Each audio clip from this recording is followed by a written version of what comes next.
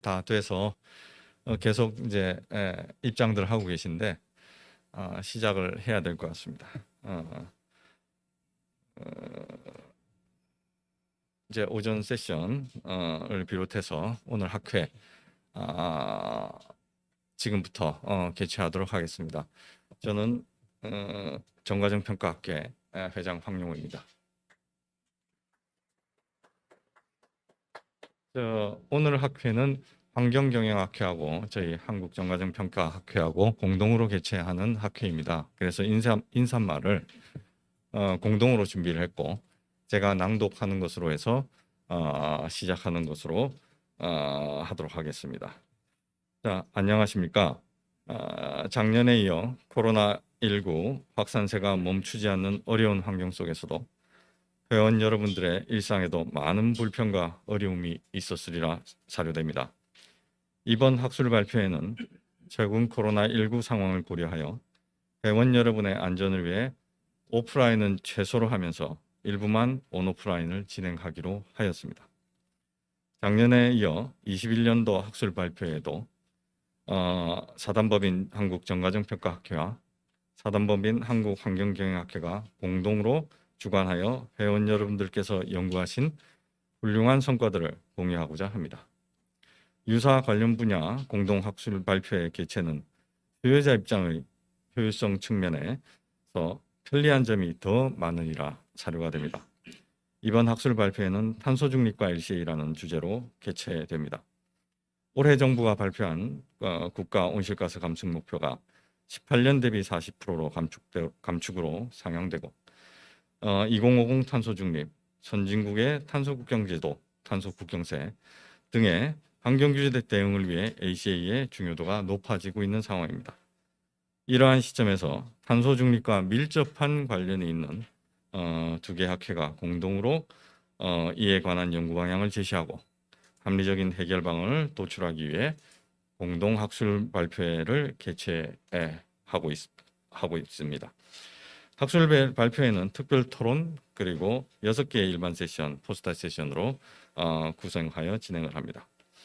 특히 올해 온실가스 감축 목표를 상향 조정하고 탄소 중립과 연계하는 탄소 중립과 ACA의 특별 토론이 현장에서 온라인으로 생중계 예정으로 있습니다.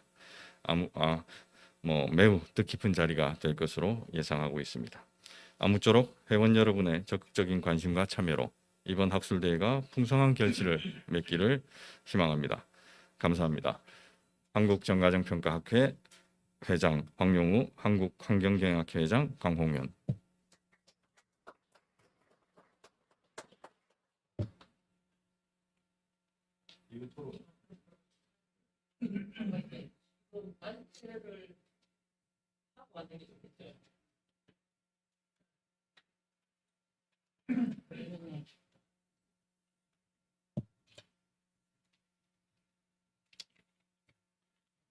같이 앉으면 안 보이니까.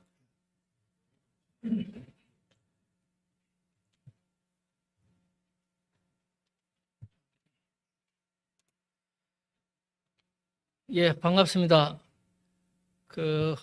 우리 LCA 학회하고 환경경영학회 공동으로 오늘 두 개 학술대회를 갖게 되었습니다.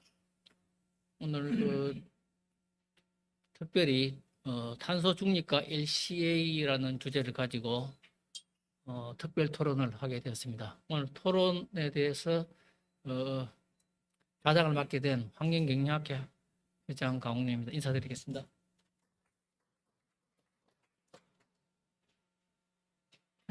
오늘 이제 우리가 탄소 중립과 LCA에 대해서 토론을 하게 된 배경을 간단히 좀 말씀드리면은 지금 현재 여러분들 아시다시피 탄소 중립 그리고 순환 경제, ESG 이런 글로벌 이슈가 지금 되어 있다는 거 여러분 잘 아시고 계실 겁니다.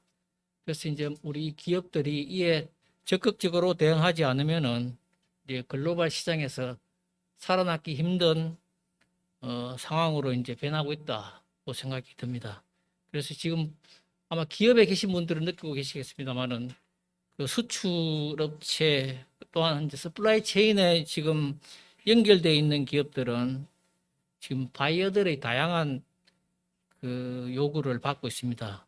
이와 관련된 그 다양한 그 요구 사항이 전부 LCA 기반한 정보를 요구하겠다는 그런 상황입니다. 그래서 이제 아마 발제에서도 언급이 있겠습니다만은 뭐 탄소 발자국이라든지 그다음에 뭐 PEF 그 제품 환경 발자국 그리고 요즘 이제 탄소 국경세 도입 아유 숨이 가쁘네. 이런 부분에 그 실질적으로 이용되는 그 산정 방법 이것이 이제 우리가 지금 하고 있는 LCA 기법이 아니겠나 이렇게 생각이 듭니다. 그래서 그 오늘 그 두 학회가 공동으로 이제 이에 대한 그 효율적인 대응 방안을 좀 모색해 보고자 이 토론회를 개최하게 되었습니다. 예. 그러면 먼저 이제 오늘 발제를 해 주실 분들이 이제 세 분인데 황용호 교수님과 환경산업기술원 권상석 실장 그리고 그 LG전자의 이상용 박사입니다. 먼저 황용호 교수님께서 인트로 네. 예, 먼저 그 발제를 해주시기 바랍니다. 예.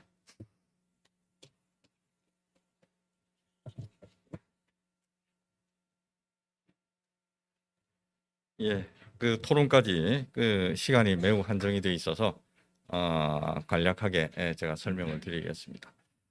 저는 이제 인하대학교 황용우 교수고요. 제가 이제 발제 인트로를 맡은 이유가 지금 간략히 강용 회장님께서도 설명을 해주셨습니다만은 저희가 왜 LCA를 탄소 중립에 적용을 해야 되느냐. 또 조금 바꿔서 얘기하면 탄소 중립이 LCA 없이 과연 실현 가능한가 하는 이런 부분에서 여러분들과 의견을 한번 공유를 해보고자 이 토론회가 마련됐고 제가 인트로 형식으로 한 5분 정도 이 LCA를 연구하는 사람이면 누구나 공감하고 있는 부분을 다시 한번 여러분들과 의견을 공유하는 그런 형태로 진행을 해보겠습니다. 자, 뭐 제가 흔히 사용하는 이 페이지입니다. 왜 LCA를 해야 되느냐? 지금은 이제 탄소 중립과 연결해서 우리가 왜 LCA를 해야 되느냐 부분입니다. 자, 우리가 LCA 이걸 20년으로 쓸까 30년으로 쓸까 제가 잠시 고민을 했습니다만은 30년 정도 됐습니다. 그래서 스타트부터 지금까지 여러 형태로 LCA가 기여를 해왔는데 그 부분에서 이제 요즘 사회 이슈로 되어 있는 몇 가지를 한번 중요 사회 이슈를 꼽아봤습니다. SDG도 있고 순환 경제도 있고 뭐 여러 개가 있습니다. 다 누구나 여기서 다 경험을 해보신 주제인데 이 중에서 특히 탄소 국경세 그리고 아리백 이 두 개, 또 조금 더 나가서 ESG 이 세 개는 LCA가 없이는 존재를 하지 못하는 어떤 그 주제라고 볼 수가 있습니다.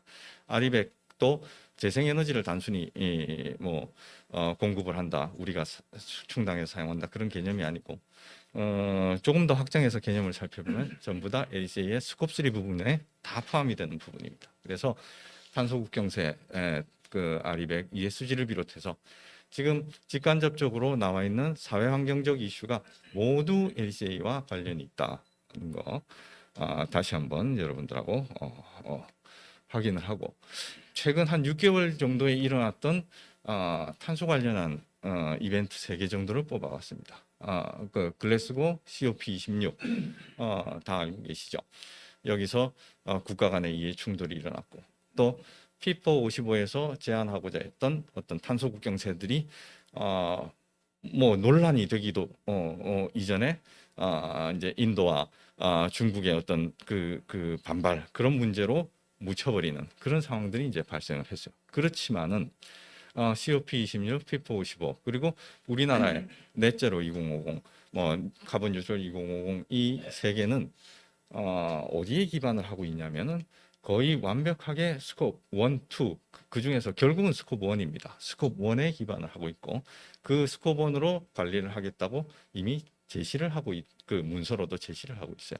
자, 그럼 이게 가능한가? 자, 여러분들 잘 아시는 탄소 중립 시나리오를 우리나라 거를 갖고 와봤습니다.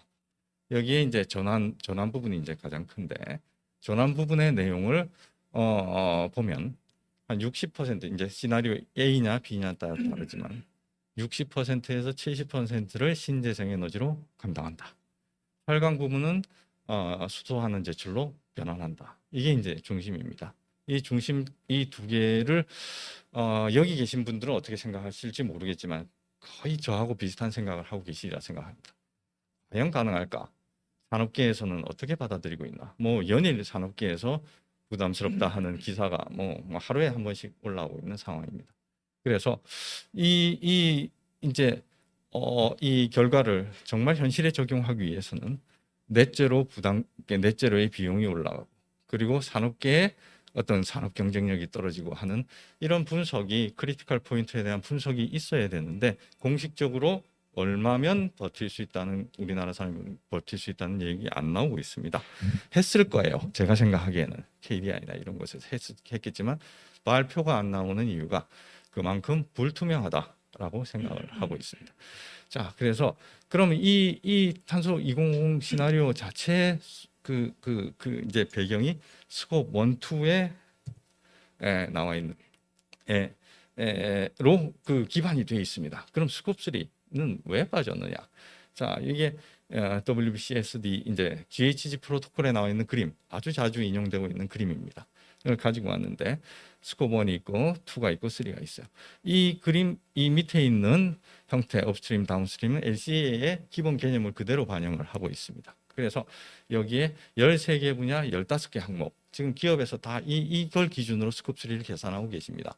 자, 이제 이런 형태로 이제 GHG 프로토콜이 나와 있는데 자, 여기에 이제 옆에 부속 설명들이 나와 있습니다. 부속 설명들이 나와 있는데 이 프로토콜은 대부분 이제 설명에도 나와 있는데 제품 기준으로 되어 있습니다. 제품 기준. 그래서 같이 나와 있는 이제 그래프를 가지고 한번 설명을 드리면 이제 스콥 1, 2에 비해서 스콥 3가 이제 세계 모건 스탠리죠. 모건 스탠리에서 포함하고 있는 7천 개인가 9천 개인가 그렇습니다. 9천 개의 7천인지 9천인지 제가 확실히 잊어버렸는데 그 기업을 분석을 해보니까 스콥 1, 2에 비해서 스콥 3가 많이 배출이 되더라. 이건 뭐 익히 알고 있는 상황입니다. 스콥 1, 2에 비해서 스콥 3가 당연히 많이 배출이 되죠. 그렇지만 국가 단위로 분석을 한 결과는 사실 많지가 않습니다. 국가 단위에서의 스콥 3의 기여분은 도대체 얼마일까? 제품 단위보다 국가 단위는 뭐 여러 형태로 분석하기가 어려울 수밖에 없죠. 그래서 국가 단위로 제시한 데는 거의 없어요. 그래서 일본 거를 가지고 왔습니다. 일본은 계산 배경이 어떻게 되냐면 인풋 아웃풋 테이블입니다. 일본에서는 인풋 아웃풋 산업형 간표를 굉장히 옛날부터 자신 있게 사용을 하고 있습니다. 왜냐하면 통계에 자신이 있으니까. 우리나라는 뭐 그 일본보다 못하지만 산업형 간표를 이용은 합니다. 그 일본의 스콥 3 배출량을 보면 한 30개 정도 그 중분류가 있는데 그 중에 5개를 제가 가지고 와서 계산을 해봤더니 대략 5개를 합치면 2억 몇천만 톤이 됩니다. 일본 총 발생량이 12억 톤 뭐 이런 정도입니다. 그 일본에. 그래서 스콥 3 5개 분야에서 발생되는 스콥 3 발생량이 12분의 2 그러니까 적지 않은 뭐 20몇 % 이렇게 되는 거죠. 이게 30개까지 확장을 해서 일본 전사함으로 확장을 하면 굉장히 많은 양들이 되리라고 생각하고 우리나라는 어떻게 되어 있느냐? 우리나라는 계산된 사례가 없습니다.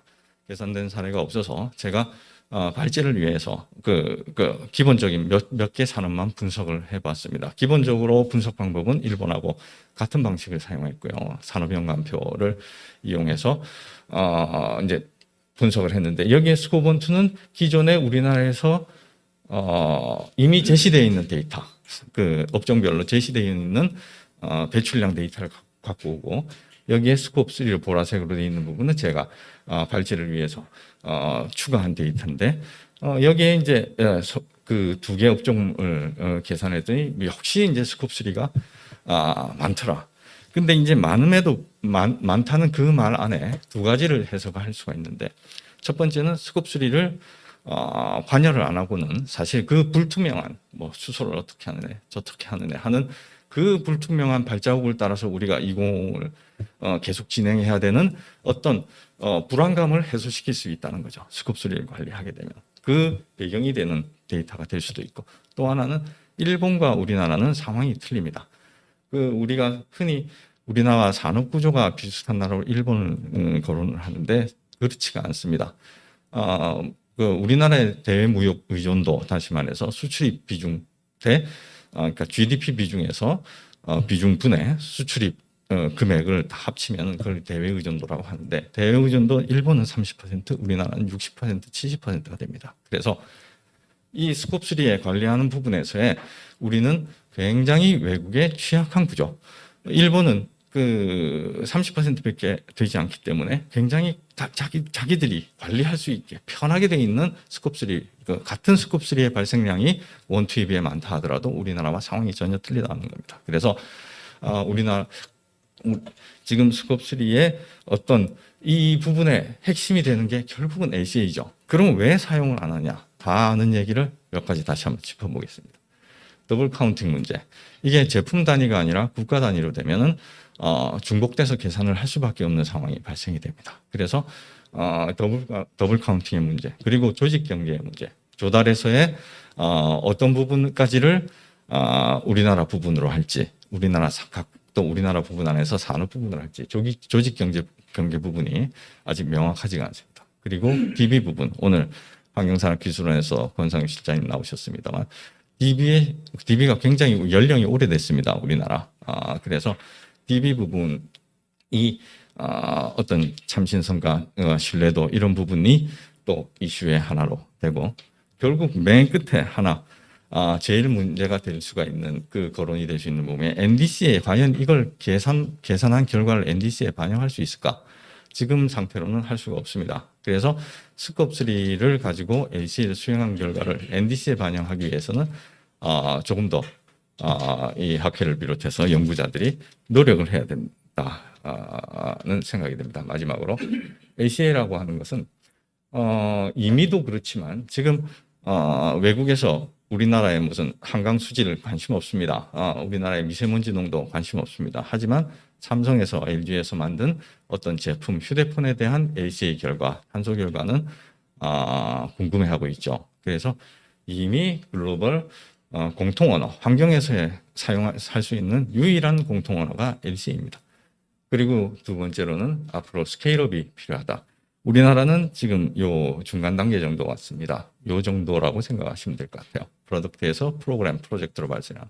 근데 이미 다른 외국들은 더 정말 어드밴스드된 프로젝트에 LCA를 조정을 하고 있고, 향후 머지않은 장래 지금 제가 말씀드린 그런 대안으로서 지금 게시되어 있는 신재생에너지라든지 탄소 중립을 가고 있는 그 대안에서의 문제점들이 발견될 때 가장 필요한 대안으로 LCA가 나올 것으로 생각이 됩니다. 오늘 발표에 공공영역과 민간 영역이 있는데 제 지금 발제와 더불어서 좀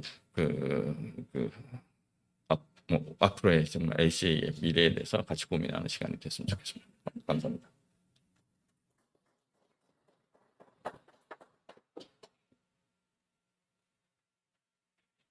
네, 첫 번째 발제자 우리 황영우 교수님 감사합니다. 두 번째는 지금 이제 중요도가 이제 계속 강화되고 있는 환경 성적 표지제도 관련돼서 환경산업기술원 권상숙 실장님께서 발제를 하도록 하겠습니다. 예. 박수로 환영해 주시겠습니다.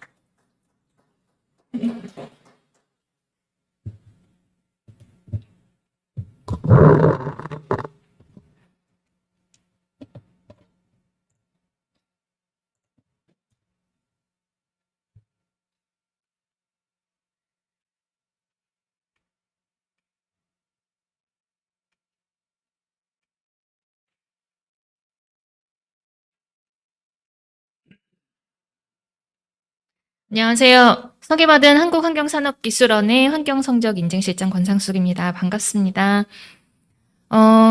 우선 이렇게 오늘 빛나는 자리, 특히 탄소 중립과 LCA에 대해서 얘기하는 자리에 환경부와 환경산업기술원의 제도에 대해서 말씀드리고 같이 토의할 수 있는 이런 자리를 마련해 주신 두 학회장님께 그리고 관계자분들께 정말 감사의 말씀을 드립니다. 환경성적표지제도가 발전하는 것은 지난 20년 전부터 발전을 해왔고요. 지금 이 자리에 오기까지 정과정 평가 관련해서 많은 전문가분들께서 지지해 주시고 그리고 관심을 가져주셨기 때문에 이렇게 발전할 수 있었던 것으로 보이고 있습니다. 황 교수님께서 앞서서 많은 중요성을 다 얘기를 해주셨는데요. 이런 중요성 때문에 기술원이 참 많이 올해 각광을 받았습니다. 올해만큼 20년 동안 이 제도를 운영하면서 올해만큼 산업계 그리고 정보기관에서 관심을 받아본 것은 처음인 것 같습니다. 이렇게 관심을 받게 된 이유는 그동안 이제 LC에 대한 중요성이 일반인들이 알지 못하다가 많은 이제 관심을 받게 됐고 그 중요성이 인식이 되었는데요. 결국은 사업자 중심에서 관리에 한계가 있기 때문에 정과정 측면에서 제품을 관리하는 방법이 온실가스를 관리하는 그런 방법에서 중요성이 강조되고 있습니다. 그래서 제도적으로 보시겠지만 특히나 휴대폰이나 배터리에서 이런 것들이 규정화되고 있습니다. 휴대폰 같은 경우에는 LC의 평가 결과를 공개해야 되도록 되어 있고요.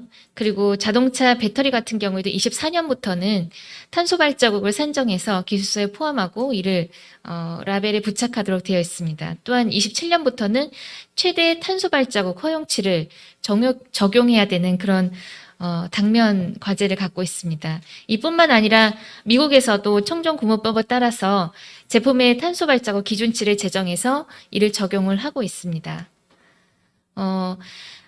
또한 이제 앞서서 말씀하셨지만 그 탄소 국경 조정에서 가장 중요한 것이 이 LC의 방법이 거론되고 있습니다. 물론 방식은 확장된 ETS 방식으로 그렇게 운영이 되겠지만 여기서는 연료나 공정이나 시설 이런 것을 기초해서 원료, 1차 가공 공정까지 정과정 개념을 적용해서 산정하도록 되어 있습니다.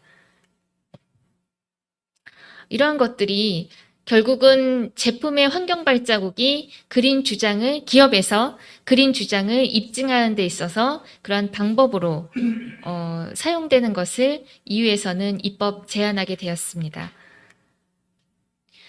그래서 만들어진 것이 EU의 PEF이고요. EU 집행위는 2023년부터 사전 연구를 실시를 해서 현재까지 19개의 PCRF를 마련을 했습니다. 그리고 29년부터 올해까지는 2차 이행 단계를 밟고 있습니다. 이외에도 이제 EU나 스웨덴 사례가 있을 거고요. 그러면 국내에 환경 성적 표지가 이렇게 탄소 중립을 하는 데 있어서 그리고 EU에서 탄소 국경 조정이라든지 이런 그 탄소에 대한 규제에 있어서 얼마만큼 대응을 하고 있고 그리고 현재 상황은 어떤 것인지 좀 살펴보도록 하겠습니다. 성적표지 제도는 ISO 14025 제3유형에 해당을 하고 있고 이것은 환경기술 및 환경산업지원법 제18조에 근거하여서 추진되고 있습니다.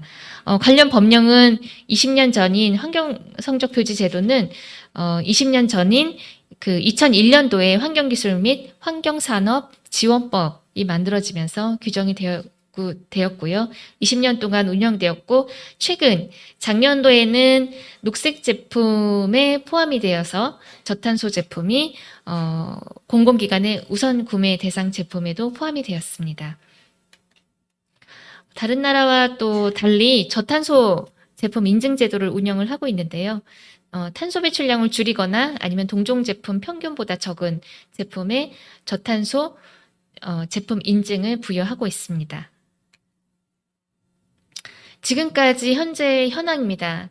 2001년부터 현재까지 그 인증된 제품은 총 600개 정도가 되고요. 이 중에서 가장 많은 비중을 차지하는 것이 건축 자재 등 비내구재입니다. 그리고 그 밖에도 생활용품이라든지 서비스 이런 부분에서 제품 인증 현황이 나오고 있고요. 인증 제품 수 보시면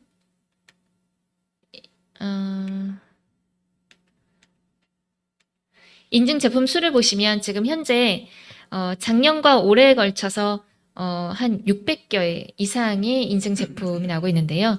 과거에 가장 많았을 때가 400건대였고요. 좀 전인 2018년도에는 인증 제품 건수가 한 200건대였습니다. 이 수치를 보더라도 최근 작년서부터 시작을 해서 인증 제품 건수도 확연하게 늘어나고 있는 것을 보시면 되겠습니다. 그러면 우리가 지금 이 탄소 국경 조정이라든지 이런 탄소 중립을 대비해서 가지고 있는 무기는 작성 지침과 LCI DB입니다. 우선 작성 지침 현황 먼저 보도록 하겠습니다. 저희가 작성 지침에는 공통 지침과 그리고 개별 제품에 해당하는 PCR에 해당하는 작성 지침을 가지고 있습니다. 공통 지침은 지금 일반 제품과 에너지 사용 제품 두 개로 나뉘어져 있고요. 그리고 개별 제품의 작성 지침은 10개를 보유하고 있습니다. 그리고 다행히 저희가 개별 지침에 준하는 제품별 사용 시나리오를 41개를 보유를 하고 있습니다. 해외 사례 보시게 되면 스웨덴이 128개를 보유를 하고 있고 일본도 103개를 보유하고 있습니다. 아무래도 개별 지침을 보유를 하고 있으면 각 제품들의 특성을 반영해서 환경 성적을 보다 정확하게 산정을 할 수가 있는데요. 현재까지 우리나라에서 보유하고 있는 개별 지침은 10개가 되겠고요. 올해에도 5개의 지침을 개발을 했습니다. 그럼에도 불구하고 지금 현재는 많이 부족한 상태라고 볼 수 있겠고요. 그 다음에 LCI DB를 보겠습니다. 환경부가 300개, 그리고 농림부가 160개 정도를 보유하고 있어서 우리나라에서 총 보유하고 있는 LCI DB는 800건 정도 됩니다. 보시면 아시겠지만 99년도부터 LCI DB가 구축이 되었고 저희가 계속해서 개발은 하고 있지만 대부분의 DB는 10년 이상 노후된 DB이고요. 전력 DB의 경우에는 20년 전에 DB를 사용을 하고 있습니다. 그래서 이렇게 DB를 보유하고 있더라도 국제 여건에 많이 못 미치는 형태고요. 지금 국제 플랫폼인 글라드에 등록되어 있는 DB가 9만 건 정도 되고 있고 여기에 우리나라 DB는 181건이고 우리가 직접 등록한 DB는 저희가 2020년도에 시도를 해서 3건을 등록했습니다. 네, 이 현황을 보셔도 아시겠지만 아직까지 우리가 가야 할 길이 참 멀다라는 것을 아실 텐데요. 그래서 올해 저희가 굉장히 많은 관심을 받았다고 말씀을 드렸는데요. 이런 수출 규제 품목들이 당장 문제가 되다 보니까 저희를 많이 찾아오셨습니다. 그리고 각 정부 기관들도 많은 관심을 보였고 철강이나 시멘트, 석유화학 분야에서도 많은 분들이 찾아오셨고 그런 수출품이나 수출 규제 품목을 대상으로 해서 저희가 올해 6월 1일 날 설명회를 개최를 해서 기업들의 의견을 듣고 수요 조사를 했습니다. 그래서 어떤 부분에 있어서 우리가 작성 지침, 산정 방법을 개발하는 데 있어서 어떤 제품군들에 대해서 우선순위를 둘 것인가, 그리고 LCI DB도 어떤 DB를 우선적으로 우리가 개발을 해야 될 것인가에 대해서 1년 동안 많은 고민을 하고 계획을 수립을 했습니다. 그래서 보시면 배터리나 철강 모니터, 석유화학 제품들에 대해서 산정 방법을 우선적으로 구축해야 되겠다라는 결과를 도출을 했고 이를 위해서 LCI DB는 일단 기반 데이터, 에너지 부분이 이제 전기라든지 에너지 원료에 해당하는 그리고 금속이라든지 비철금속과 관련된 DB를 우선적으로 개발을 해야 되겠다라는 그런 결과를 도출을 했습니다. 그래서 간략하게 좀 보여드리면 저희가 이제 단계를 구분을 해서 봤을 때 총 10년간의 목표를 세웠고요. 그래서 착수는 올해부터 시작을 했습니다. 올해부터 시작해서 작성 지침 5개 개발하고 LCI DB를 국제 여건에 맞춰서 글라드나 등록할 수 있는 DB를 7건을 개발을 했습니다. 그래서 총 10년 동안 우리가 개발해야 될 DB는 약 1000여 건의 DB가 되겠고요. 작성 지침은 120건의 작성 지침을 개발을 목표로 삼았습니다. 연도별로 보게 되면 작성 지침은 120건의 한 10% 정도인 12개를 매년 구축을 할 거고요. 그리고 LCI DB는 매년 150건의 LCI를 DB를 구축을 할 겁니다. 여기에 대해서는 저희가 로드맵을 수립을 했고 각 연도별로 어떤 DB가 우선적으로 개발이 돼야 될지 연도별 개수라든지 일정이라든지 이런 로드맵을 다 수립을 했습니다.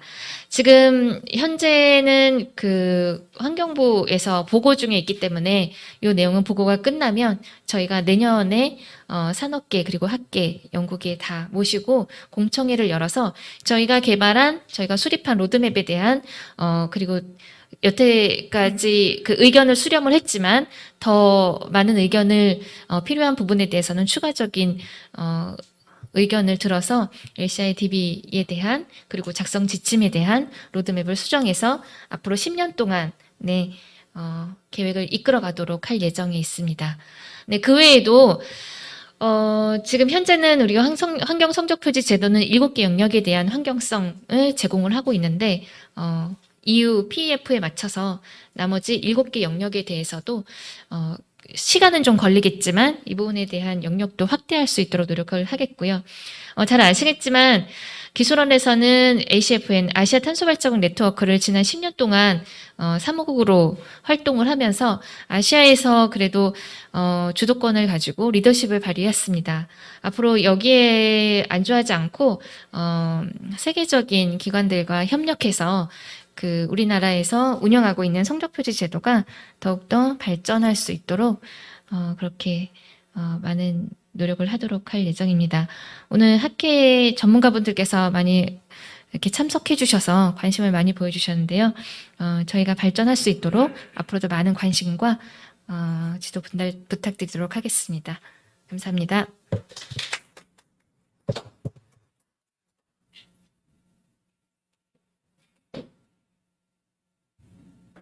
예, 권상승 실장님 감사드립니다. 좋은 발표. 예. 다음은 이제 마지막 발제자는 LG전자의 우리 이상용 박사님인데 탄소 중립과 LCA 측면에서 LG전자에서 추진하고 있는 ESG 추진 방향에 대해서 발표를 하도록 하겠습니다. 예.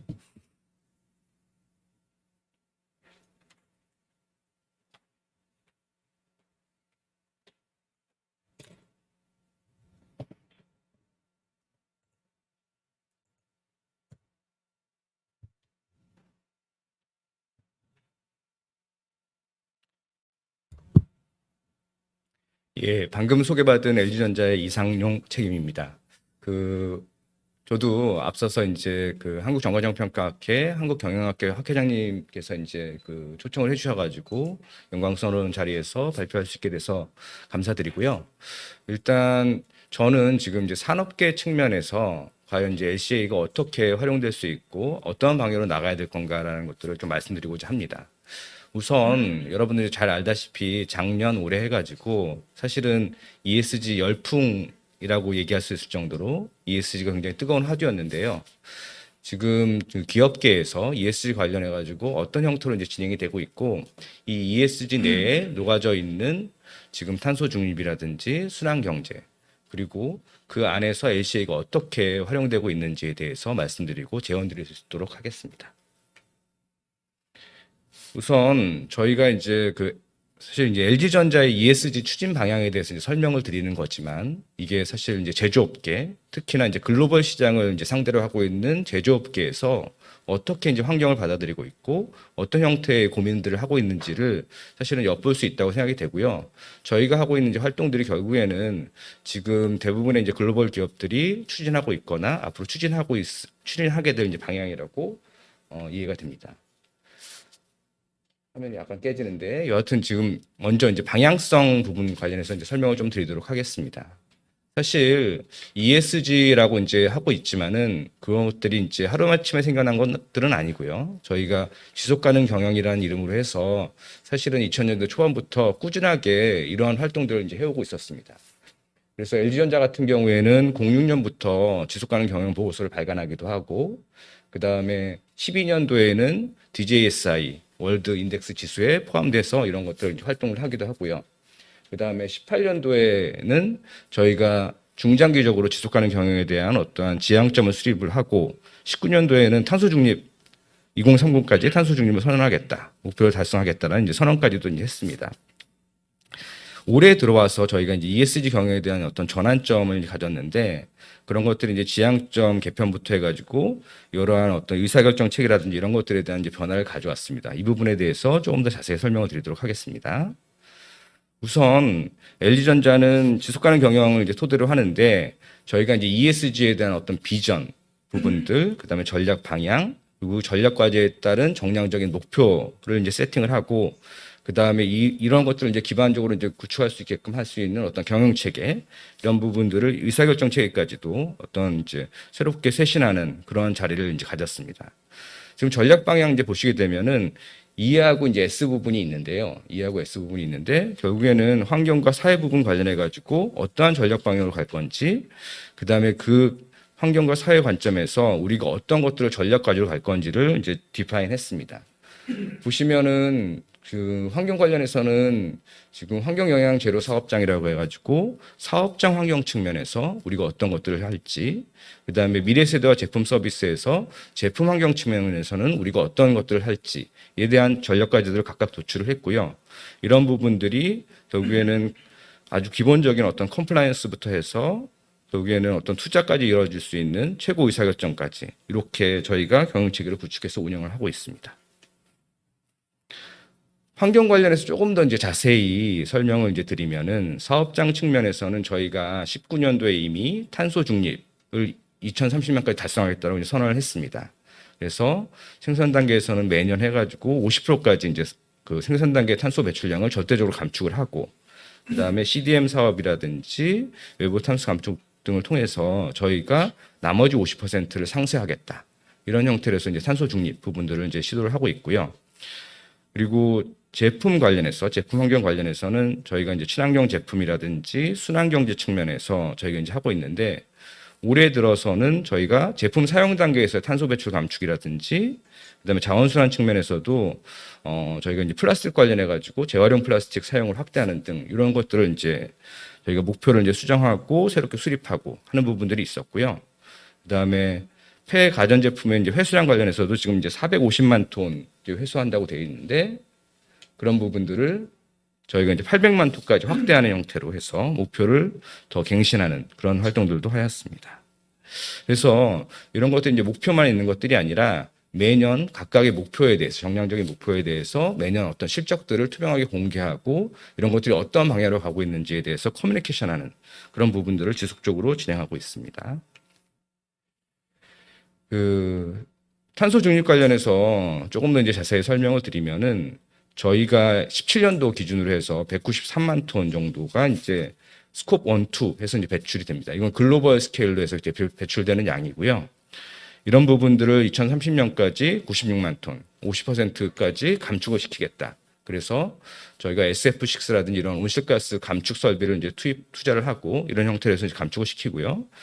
그다음에 밑에 나와 있는 것처럼 저희가 유엔의 이제 배출권 프로젝트라든지, 그리고 그 재생에너지 사용 확대하는 부분들을 통해 가지고 나머지 50%를 이제 감축하는 것들을 이제 계획하고 있습니다. 그래서 올해 저희가 2050년까지 리뉴어블 에너지를 100% 전환하겠다라는 계획들을 세부적으로 이제 타겟팅을 했고요.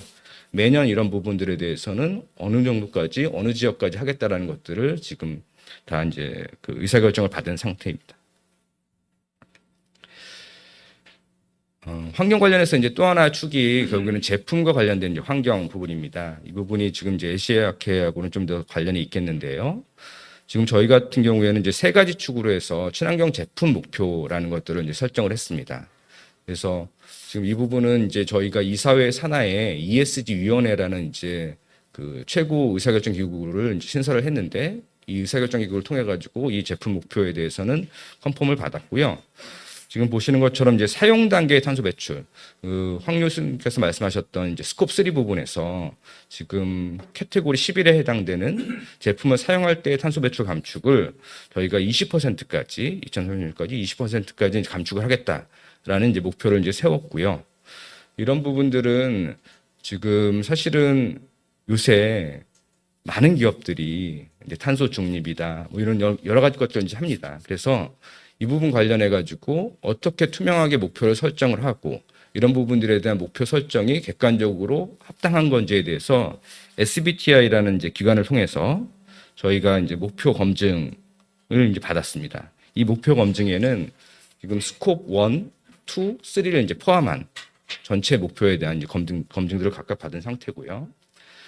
그다음에 이제 친환경 소재 확대 측면에서는 저희가 이제 탈플라스틱 정책 관련해 가지고 당연히 이제 플라스틱 사용을 이제 줄이는 부분 이제 활동을 계속하고 있고, 그 외에 리사이클드 플라스틱을 저희 제품에 적용하는 부분들 해서 저희가 작년 같은 경우에는 한 2만 톤 정도 리사이클드 플라스틱을 이제 사용을 했는데 21년 올해부터 해가지고 지금 30년까지 누적 60만 톤으로 해서 그 리사이클드 플라스틱 사용을 이제 확대하겠다. 이건 이제 순환경제 측면에서 저희가 이제 접근하고 있는 부분입니다.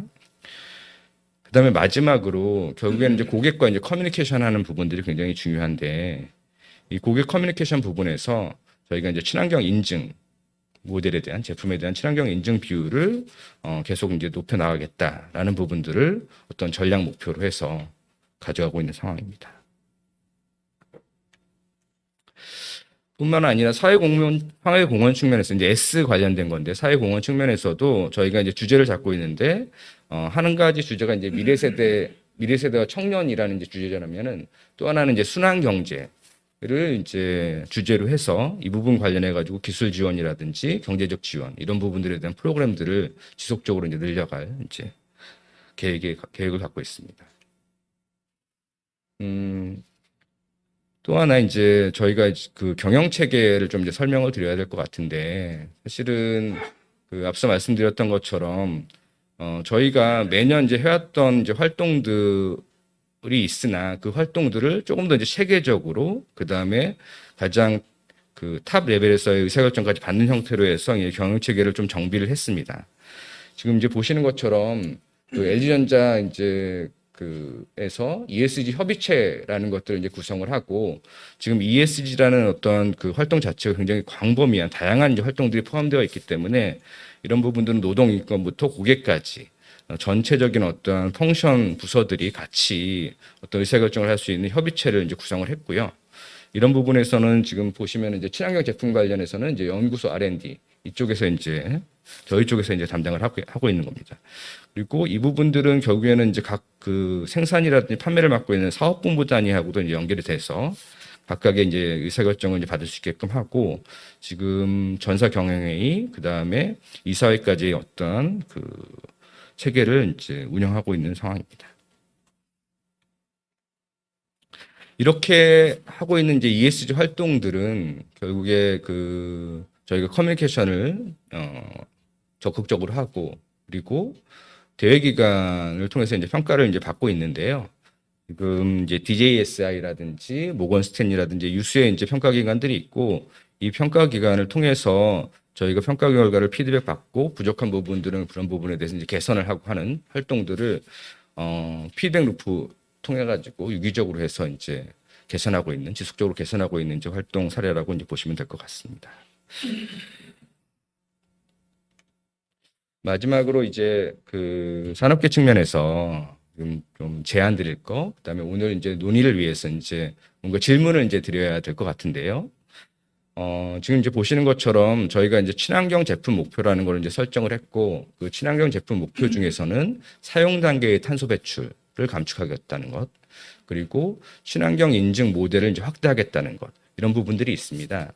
근데 이때 저희가 이제 기업 입장에서 굉장히 걸림돌이 되는 부분들은 사실은 그 굉장히 다양한 기업들이 각각의 어떤 방식에 의해서 소비자들과 이제 커뮤니케이션을 하게 되는데, 이 커뮤니케이션의 기준들이 사실은 표준화된 것들이 없다는 부분이에요. 그러니까 이게 글로벌 관점에서 이제 표준화가 굉장히 중요하다고 이제 판단이 되고, 저희가 커뮤니케이션 하는 것들이 어떠한 이제 그린워싱이라든지 이런 쪽으로 이제 치우치지 않도록 객관적이고 어떤 투명한 기준에 의해서 이런 것들을 커뮤니케이션 할 수 있게끔 되어야 된다고 이제 판단이 됩니다.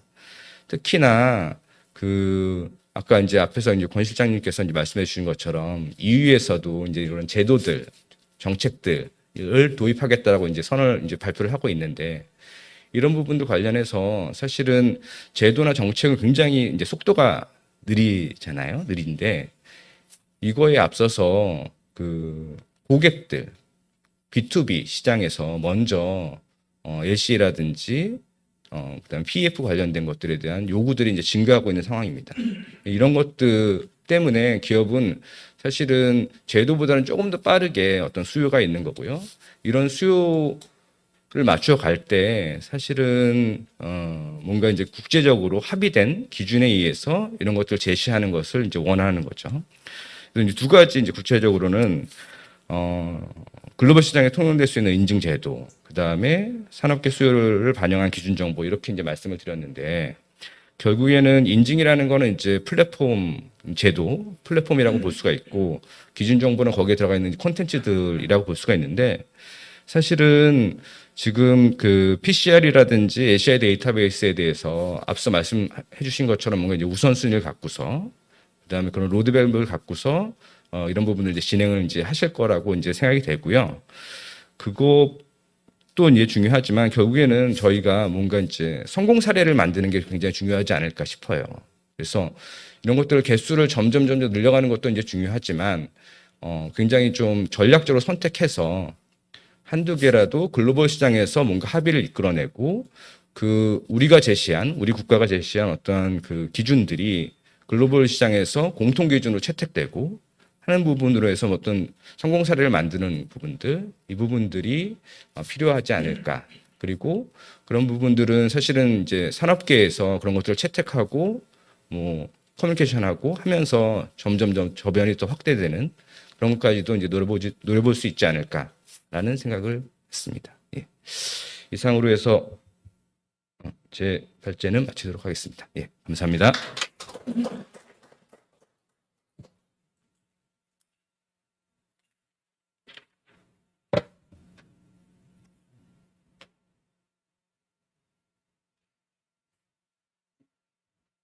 예, 이상영 박사님 수고하셨습니다. 예. 자, 그러면 시간이 많지 않기 때문에 바로 토론을 시작하도록 하겠습니다. 우리 토론자 패널 분들 좀 올라오시죠, 네 분.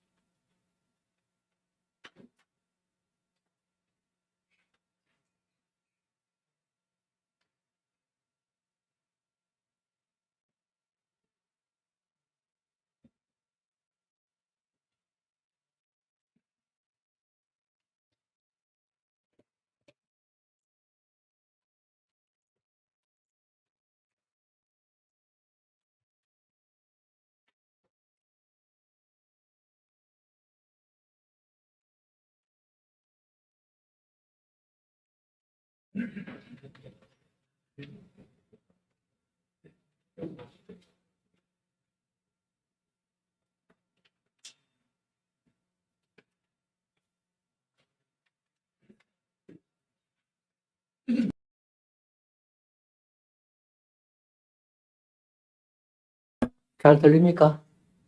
예. 자, 그럼 바로 이어서 우리 오늘 발제하신 내용에 대한 토론을 갖도록 하겠습니다. 우선 오늘 소개해 주실 토론자분을 소개하도록 하겠습니다. 제 오른쪽부터 소개드리도록 하겠습니다. 예, 포스코 경쟁연구원의 안윤기 상무님 모셨습니다. 다음에 스마트 에코 기믹 대표입니다. 그다음에 전 환경정책평가연구원이고 최근에 이름이 바뀌었죠. 한국환경연구원 이소라 실장입니다. 네, 마지막으로 한국생산기술연구원 백준영 선생님입니다. 그 토론 순서는 먼저 그 업계 의견을 먼저 듣고 그리고 이제 연구소 연구원님들 결국 환경부와 산업부 관점의 어떤 방향이랄까 정책 내용을 좀 듣도록 하겠습니다. 자 그러면은 먼저 그 안윤기 상무님부터 좀 토론해 주시죠. 토론 한 분당 한 10분 정도 내외로 해주시고 그 나머지 시간은 플로에 어떤 의견을 듣도록 하겠습니다. 의견 드리도록 하겠습니다. 예. 네, 방금 소개받은 안윤기입니다. 의미 있는 자리에 불러주셔서 감사드립니다. 제가 의미 있다는 얘기는 그냥 그 말로 하는 게 아니라 작년서부터 탄소 중립이 진행되고 또 하나 여기 국경 조정 세라고 했지만 세는 아니고요. 탄소 국경 조정 제도하고 그다음에 우리나라에서 이제 녹색 금융으로 번역되지만 유럽에서는 서스테이너블 파이낸스 측면에서 접근할 때 유럽의 어떤 접근 방식이 지금 제품의 공정이 아니라 제품의 정가정, 평가, DB를 엄청 중요시 여기고 있고요. 그렇게 세상이 바뀌고 있다는 얘기.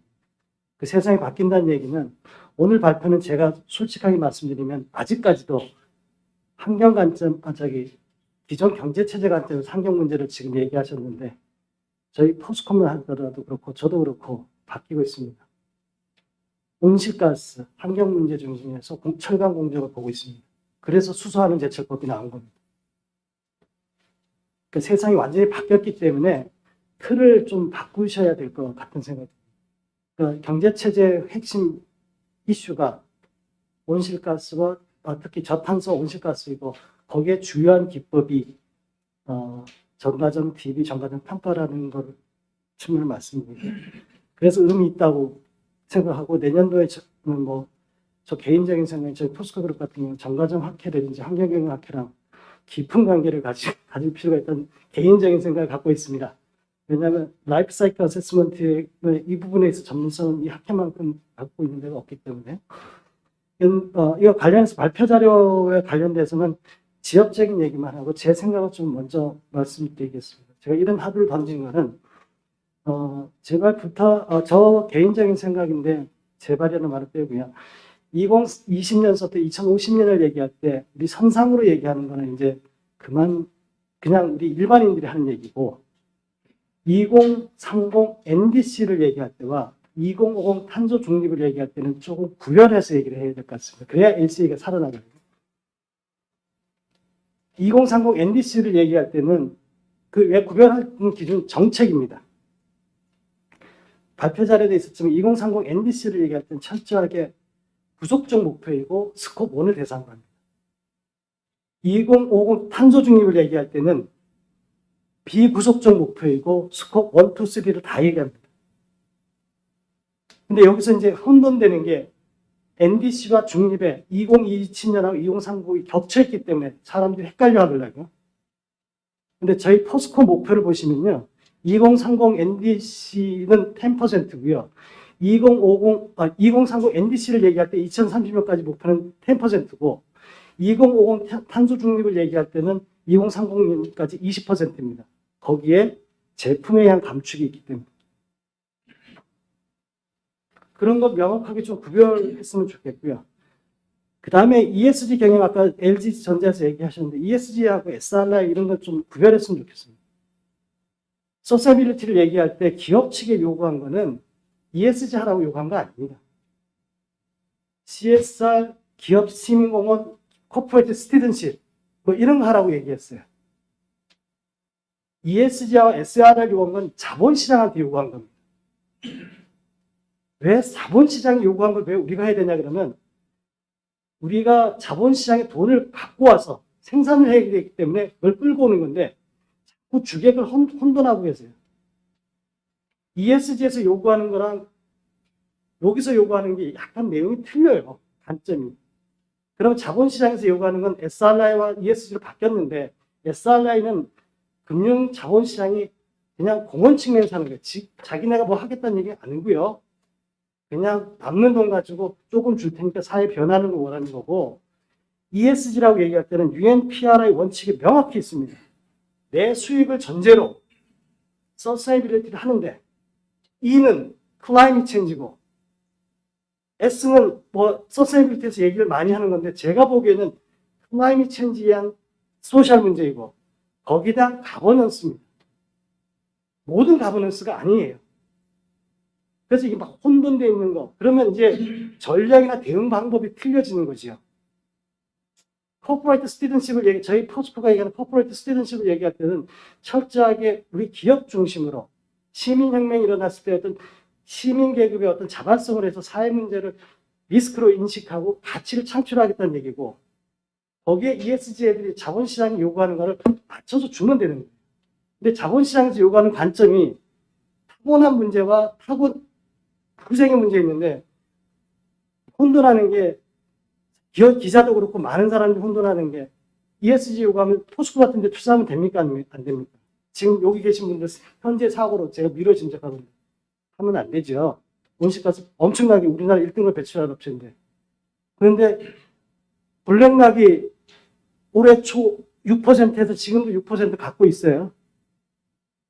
얘네는 뭐냐면 타고난 문제점도 보지만 얼마나 노력했는가를 가지고 투자를 해서 리스크 관리 잘하네. 돈 버네. 지금 돈 엄청 벌고 있잖아요. 상사일의 최대 수익이라고요. 이 관점이 완전히 틀린 부분을 좀 보셔야 될 것 같은 생각이 들어서 주제넘게 말씀드렸고요. 그 다음에 LCA로 넘어가서 좀 더 의미 있는 거는 공정에 대한 원칙은 OECD가 70년대 PPM으로 얘기를 했습니다. 오염자 부담 원칙에 있어서. 그런데 EU가 정과정 평가한 거는 여기 아시는 대로 2000년대 IPP 인티그레이트 프로젝트 팔리시에서 벌써 나왔어요. 정과정. 거기에 활용 점정을 짓는 게 시밤이고 텍사놈입니다. 그러니까 흘러오는 과정이 정과정 평가를 하고 있는데 그걸 제품에 넣었다는 얘기는 단순히 제품에 넣은 게 문제가 아니라 과거에도 제품에 했거든요. EU가 경제체제로 덤비고 있다는 얘기죠. 우리나라에서는 탄소 중립과 온실가스 감축 목표만 얘기됐는데 EU 홈페이지 가보십시오. 탄소 중립과 순환자원을 수단으로 해서 그린딜에 의한 탄소 중립 경제체제를 이끌어갔던 경제체제를 얘기하고 있습니다. 그래서 이 부분들을 우리가 조금 경제체제 관점에서 받아들여져야 된다는 관점에서 아까 권상숙 실장님이 얘기하신 부서별로 지금 LCA DB하는 거는 이제 특정 부서가 할 일이 아니고 환경부는 폐기물 위주로, 산업부는 제품 위주로, 농림부 농산부 위주로 전 부처가 다 작업을 해서 거기에 PCR이라는 거 방법론을 만들어서 우리 아까 이상현 책임이 말했듯이 우리의 공정 방법론을 우리가 가지고서 협상을 해야 됩니다. 얼마나 슬픈 현상입니까? 우리가 그 배터리의 최고의 경쟁력을 갖고 있는데 EU 기준에서 수출이 안 된다는 이런 이상한 일이 벌어지고 있죠. 이건 우리가 랭귀지가 부족하고 방법론에 대해서 주먹구구스러워 우리 산업을 우리가 죽이는 구조를 갖기 때문에 그렇거든요. 우리 방법론을 가지고 우리 PCR 가지고 우리가 만들어서 우리 인정을 해야 나중에 상호 인증 체계가 되는 거고 그리고 상호 인증 체계는 인증하고 좀 구분해서 인정 체계는 지금 산업편협법에서 명확하지는 않지만 인정기간이 부편으로 되어 있고 그 다음에 인증기간도 쭉 있습니다. 이런 단일 체계로 해서 인정기간이 EU 경쟁국이라든지 미국이랑 협상해서 상호인증 체제를 맺고 각 부처별 인증기관들이 제품을 인증해서 해야만이 우리 수출하는 업체 입장에서는 리스크가 엄청 줄어드는 거죠. 지금 물건 만들어 놓고 EU 인증기관한테 받아버리면 이게 수출이 될지 안 될지 돈을 얼마나 벌지 모르고 있거든요. 근데 우리 역량 있는 국내 기관이 상호인증 체제에서 받아서 야 우리 거를 이거 한 거니까 다 인증받아. 이런 실력이 돼줘야 되는 측면에서 LCA DB 만들어야 되고 PCR 엄청나게 만들어서 우리 거로 만들어서 협상해야 되고 제도 자체도 우리 배터리 만들어 놓고 기준에서 잡히는 이런 구조는 안 됐으면 좋겠습니다. 그리고 이게 해결돼야 혹시 그린워싱 하면 기준이 뭡니까? 없지 않습니까? 제가 생각하는 그린워싱 기준은 이런 인증 체계를 갖추면 그린워싱 사라집니다. 인증 체계는 아시겠지만 4단계로 되어 있거든요. 리포트가 어슈어런스 리포트가 필요한 거 1, 2단계인데 3단계에서 할 수 있는 부분이 있습니다. 어그리드 어펀드 프로시저에서 충분히 할 수가 있거든요. 그런 부분을 고민해야 되고, 마지막으로 스콥 3 있지 않습니까? 스콥 3를 아까 오염자 부담 원칙에서 내가 이송하는 사업장 외의 제품에 관해서만 계산하지 말고 스콥 3가 되게 중요합니다. 저 계산으로도 한 53%가 스콥 3에서 나오거든요. 그럼 여기 부분을 줄이는 거는 내 오염자 부담 원칙이 아니라 익스텐디드 PP 오염자 부담 원칙에 준해서 내가 만든 제품이 우수한 제품이 사용되었을 때 줄여드는 부분이요. 제가 만날 현대제철하고 우리 비교를 하는데요. 요 똑같은 제품을 현대제철이랑 우리가 만들었어요. 포스코가 똑같은 기능을 하는 자동차에 쓰이는 거. 현대제철이 요게 자동차에 쓰여서 1마일에 100 나오고요. 우리가 150 나와요. 그럼 자동차선 이거 써야 됩니다. 그럼 온실가스 줄어들죠. 글로벌리. 근데 이거는 지금 현재 교수님 말씀에 스코본에는 못 써요. 왜? 범위가 틀리니까. 그러나 탄소 중립 시대를 얘기할 때는 이건 분명히 범위가 대상이 되고 온실가스를 줄이고 경제적으로 이득이 되기 때문에 분명히 쓰고 ESG 책임 투자가 들어올 대상입니다. 이게 국제사회에서 요구하는 말하는 영어로 하면 어보이드 에미션이고요. 지금 스코프4라는 얘기로 논의가 되고 있습니다. 그러니까 이런 논의에 우리가 적극적으로 정량적으로 산업계나 우리 국가 경쟁력 입장에서 고려해서 참여해주면 좋겠다는 생각을 하면서 좀 장시간이겠습니다. 이상. 예, 예, 그렇습니다. 예. 아, 뭐 너무 다양하게 얘기해가지고 정리가 잘 안 되네요. 예. 어쨌든 자본시장, 그다음에 그 가버넌스 쪽의 그 영역 재설정 부분, 그다음에 경제 체제 관점에서 접근해야 된다는 부분, 그리고 인정 체계, 스콥3 다양하게 나름의 주장을 하신 것 같습니다. 예, 수고했습니다. 자, 다음은 우리 컨설팅 하고 계시는 우리 스마트 에코 기믹 대표이사님 의견도 들어가겠습니다. 예, 반갑습니다. 스마트에코의 김익입니다. 이렇게 토론자로 나와서 영광이고요. 먼저 오늘 발제해 주신 우리 황영 회장님의 인사이트한 정보 너무 감사하고요. 그 다음에 우리 환경산업기술원과 LG전자의 다양한 활동들을 소개해 주셨는데요. 어쨌든 그러한 활동들을 응원하고 내년에도 더욱더 잘했을 거라고 믿습니다. 제가 드리고 싶은 이야기는 두 개입니다. 먼저 환경산업기술원에 바라고 싶은 부분이 하나 있고, 물론 우리가 다 같이 공유해야 되는 부분이고요. 그 다음에 기업 사이드에서 특히 대기업과 연계돼서 우리가 앞으로 좀 더 고민해 봐야 되지 않을까 하는 두 가지를 한번 말씀드리고 싶습니다. 첫 번째인데요. 아까 우리 권 실장님도 말씀했던 것처럼 국가마다 개별적으로 지금 진행되어 왔던 LCI 데이터베이스 구축 작업이 최근에 들어와서 UN을 중심으로 한 글라드 플랫폼이나 EU를 중심으로 한 LCDN 플랫폼이 중심이 돼서 글로벌 데이터베이스가 통일되고 있습니다. 더 고무적인 것은 UN의 글라드 플랫폼과 EU의 LCDN 플랫폼이 지금 호환을 고려한 어떤 작업을 지금 하고 있다는 겁니다.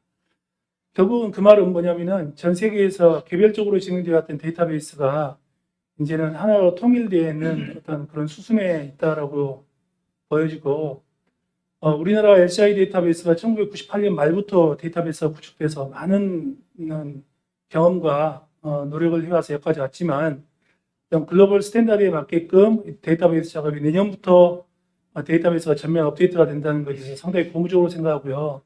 참 좋은 일이다라고 생각하고 있습니다. 근데 제가 컨설팅 때문에 올해 이 탄소 중립이나 순환경제 관련돼서 많은 기업들로부터 회의도 하고, 그다음 우리나라 국책기관을 가서 이런저런 토론회도 많이 하고 했는데, 이런 케이스를 봤습니다. 국책기관이었는데요. 탄소 발자국에 대해서 정과정 기관의 탄소 발자국을 산정하는 것을 했고, 그 부분에 대해서 검토를 좀 해달라고 해서 제가 가서 쭉 봤는데, 사용하는 전기 데이터베이스가 1kW당 459g CO2 이큐비런트를 쓰고 있습니다. 그게 뭐냐면 배출권 거래에서 쓰고 있는 현재 오시가스 배출계수거든요.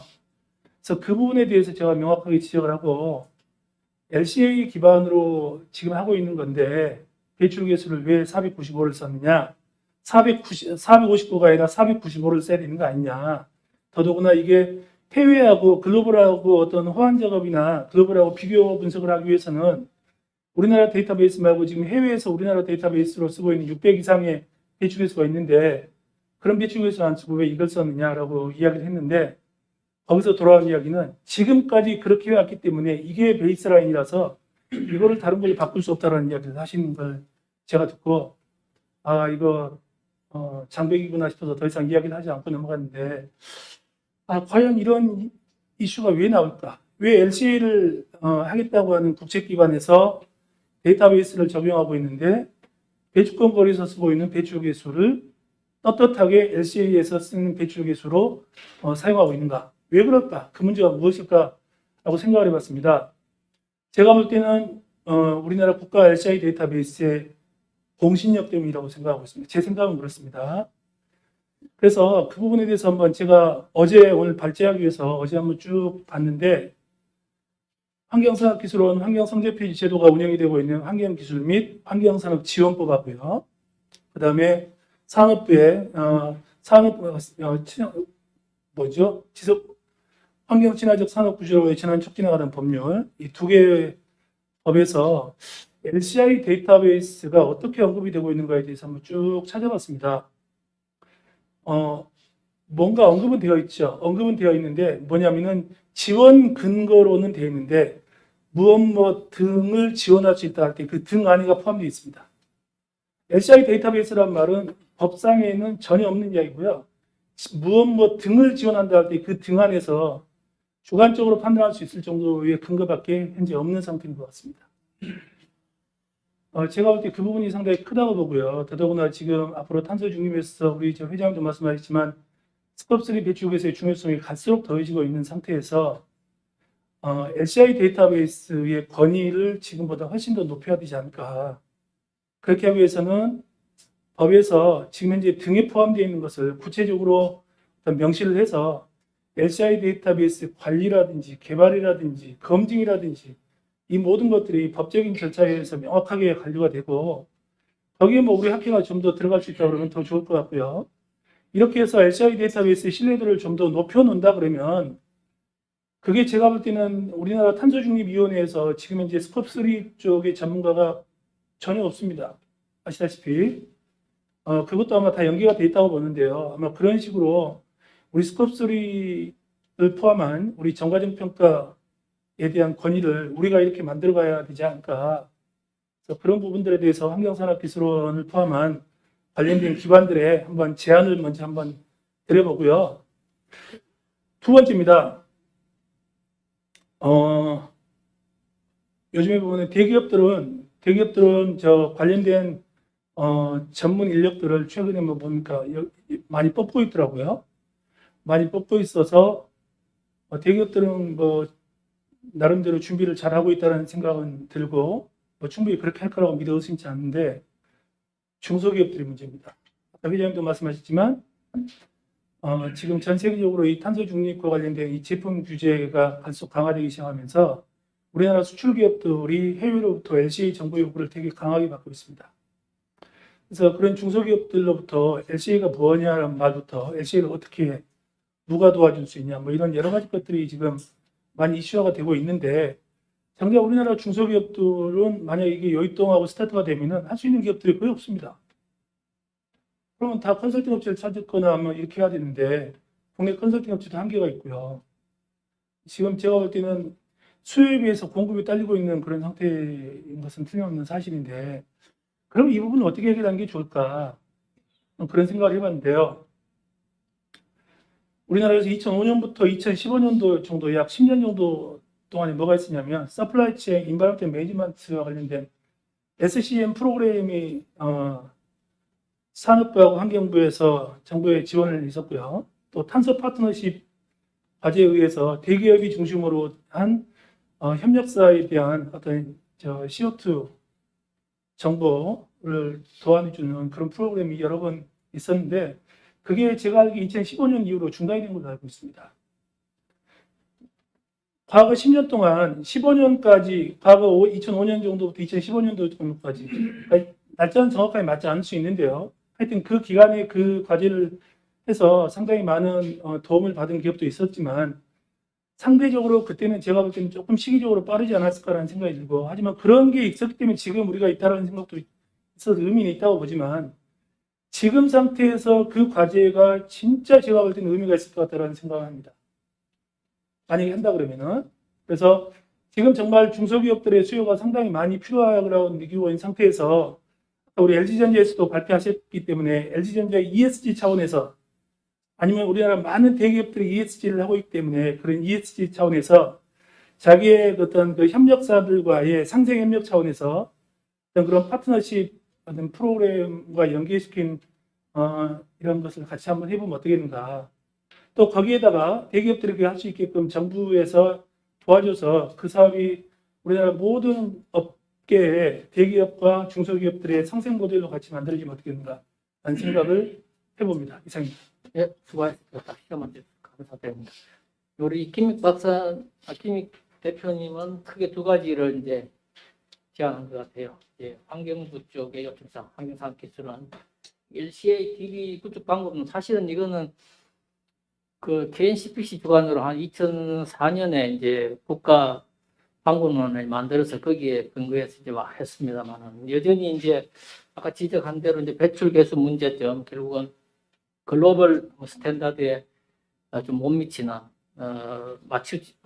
부합하지 않는 그런 부분도 있다는 얘기를 했고 또 지금 현재 그 굴러가고 있는 법상 지원 근거가 좀 여전히 부족하다. 그래서 LCI DB 위상이라든지 가치 신뢰도 이런 부분들을 높일 필요가 있다는 얘기를 했고 그다음에 이제 탄소 중립에 대해서 이제 중소기업이 이제 대응을 해야 되는데 여기에 이제 그 지원 수요 대비해서 공급이 부족하다. 저는 이런 상황이 좋다고 생각합니다. 결국은 그 지금까지 어려웠던 환경 관련 컨설팅 업체들이 좀 호황의 기회를 누릴 수 있지 않겠나 하는 긍정적인 신호라고 저는 볼 수 있습니다. 예, 걱정하지 마십시오. 예. 자, 그러면은 세 번째 토론을 해주실 분은 우리 한국환경연구원이죠. 예. 한국환경연구원 우리 이소라 연구위원님입니다, 실장님. 연구위원입니다. 예, 직급은 연구위원. 저희 직급 예, 저희 예, 연구위원. 예, 해주시죠. 앞서 그 세 분의 중요한 발제를 잘 들었고요. 먼저 황경호 교수님께서 이 우리나라에서 탄소 중립 이행에 있어서의 어떤 LCA의 어떤 활용 중요성, 한계성에 대해서 말씀해 주시면서 좀 이런 부분에 대한 잘 이해가 됐던 것 같습니다.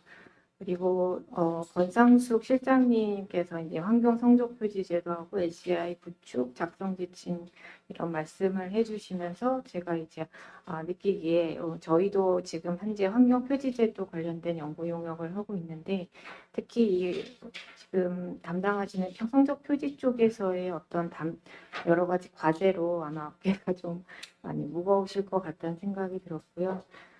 그다음에 이상용 책임님께서는 이제 제가 좀 인상 깊게 들었던 내용은 이제 사업장의 환경 영향을 제로화하는 것과 그다음에 제품 서비스 차원에서의 두 축으로 이런 환경 영향을 줄여나가는 어떤 그 기업의 전략에 대해서 말씀해 주셔서 그런 부분들을 좀 잘 들은 내용을 바탕으로 제 의견은 저희 경험을 바탕으로 한 두 가지 정도 말씀을 드리려고 합니다.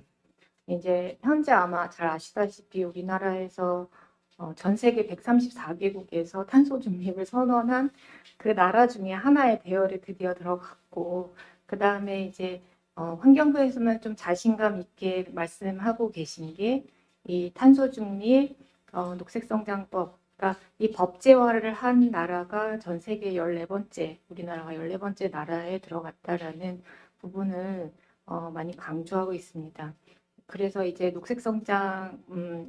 탄소 중립 녹색성장 기본법도 20년 단위로 국가에서 수립해야 되고 지자체에서도 10년 단위로 이런 이행 계획을 수립해야 되고 그러니까 어쨌든 민관이 다 같은 모든 숙제를 가지고 있다는 관점에서 아마 이런 협력이 잘 이루어지고 있고 그런 부분에서 또 많은 기업들이 참여하고 숙제를 많이 갖고 있다는 생각을 갖고 있습니다.